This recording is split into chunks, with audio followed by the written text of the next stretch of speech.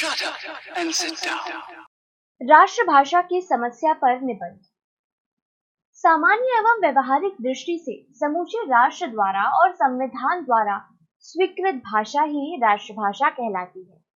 संसार के प्रत्येक स्वतंत्र राष्ट्र की अपनी एक संविधान सम्मत राष्ट्रभाषा है।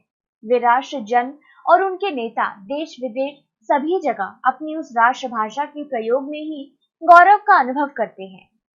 वे अंग्रेजी आदि तथाकथित अंतर्राष्ट्रीय भाषाएं जानते हुए भी उन्हें देश विदेश में प्रयुक्त करना अपने देश के संविधान, जनता और देश का घोर अपमान समझते हैं। एक भारत ही ऐसा देश है जिसे स्वतंत्र हुए लगभग 50 वर्ष बीत जाने पर भी राष्ट्रभाषा की चर्चा एक समस्या के रूप में करनी पड़ती है ना यह घोर आश्चर्य, लज्जा और अपमान की बात। आश्चर्य तो तब होता है जब कोई विदेशी यहाँ हमारे घर में आकर हमारी राष्ट्रभाषा में हमसे बात करना चाहता है और वो अपनी राष्ट्रभाषा में पूछता बोलता है, लेकिन हम बेशर्म दांत दिखाते हुए उसकी बातों का उत्तर उसके रोकने टोकने पर भी टूटी फूटी अंग्रेजी में गलत सलत ही देने में अपनी शान समझते हैं। ऐसी स्थिति में वास्तव में हमें एक प्रभु सत्ता संपन्न सार्वभौम राष्ट्र के निवासी कहलाने का कोई अधिकार नहीं, पर हम कहलाते हैं, शर्म से डूबा नहीं करते। राष्ट्रभाषा वही होती या हो सकती है जिसका अतीत उज्जवल रहा हो, जिसमें रचा गया साहित्य समूचे राष्ट्र और उसकी संस्कृति को समझ आता हो, जिस देश की अधिकांश जनता लिख पढ़ बोल या कम से कम समझ तो सकती ही है। ऐसी ही भाषा किसी स्वतंत्र राष्ट्र के संविधान द्वारा स्वीकृत होकर राष्ट्रभाषा का पद प्राप्त किया करती है। हमारा देश 15 अगस्त 1947 से पहले तक जब अपनी स्वतंत्रता पाने के लिए संघर्ष कर रहा था, राष्ट्रीय नेताओं की सर्वसम्मति से तभी यह निश्चय कर लिया था कि उपयुक्त गुणों से संपन्न होने के कारण हिंदी ही स्वतंत्र भारत की राष्ट्रभाषा होगी।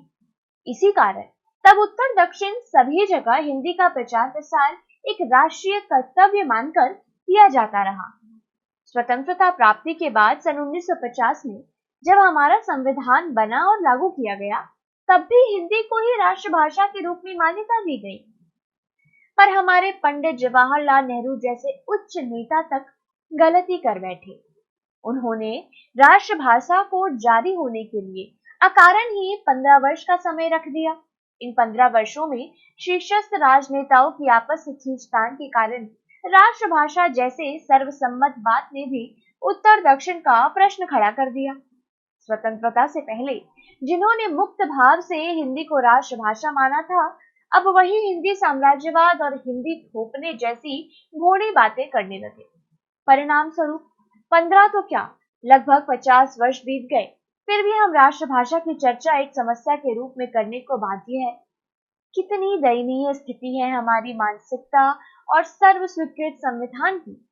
इसे गुलाम मानसिकता ही तो कहा जा सकता है।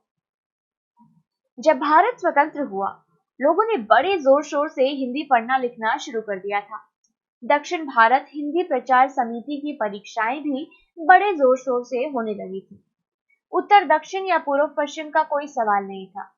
पर धीरे धीरे जब लोगों ने देखा कि नेता ही संविधान और उसके द्वारा स्वीकृत राष्ट्रभाषा की उपेक्षा कर रहे हैं, उसका कोई भविष्य ही नहीं है, तो लोगों का सारा उत्साह ही ठंडा पड़ गया।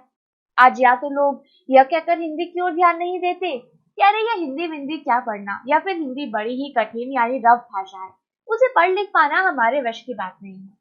और भी कई प्रकार के आरोप लगाए जाते हैं कि हिंदी में ज्ञान विज्ञान विषयों से संबंधित तकनीकी पुस्तकें नहीं आती। वह हो भी कैसे सकती है जब उसकी उपेक्षा कर दी गई और उसके भविष्य की भी संभावना तक नहीं रहने दी गई।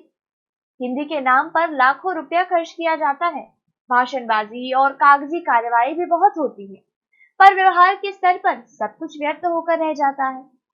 आज भाषा की समस्या के लिए कभी द्विभाषा फॉर्मूला सामने लाया जाता है और कभी त्रिभाषा का, जो एक व्यर्थ के बोझ और बकवास के सिवा और कुछ नहीं। एक राष्ट्रभाषा का होना स्वतंत्र राष्ट्र की सबसे पहली शर्त है।